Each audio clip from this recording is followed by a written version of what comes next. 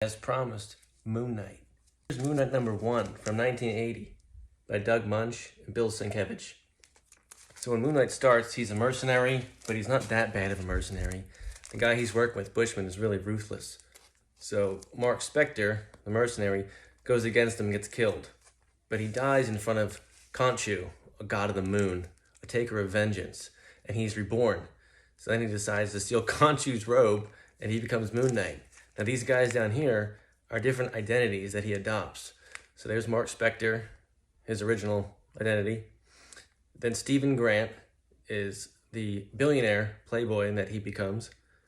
And then Jake Lockley is sort of like his Matches Malone, where he can keep his ear to the street.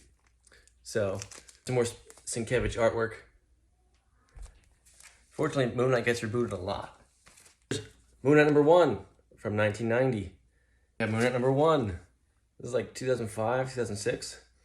This is a David Finch artwork. This series ran for a while. It ran through Civil War, so it is 2006. Vengeance of the Moon Knight #1. This is when he had more of an armor suit. In the 1980s, these were just identities that he adopted as like disguises. But the further we get from 1980 to more modern day interpretations, those identities become part of his psyche. So they actually Mark Specter actually has dissociative identity disorder. So those identities are part of him. #1 again. So this is by Bendis and Maleev. Alex Maleev is the artist. So in this one, the different identities are actually other superheroes. So Spider-Man, Wolverine, and Captain America are all inside his head, kind of helping him be a better hero. Moon Knight #1 again. So this is by Warren Ellis and Declan Shalvey. Now this series was great. For the first like 7 issues, Warren Ellis is on it. And this is where Mr. Knight comes from. There's Moon Knight. So Mr. Knight, if you remember the TV show, Mr. Knight is the guy in the suit. Yeah.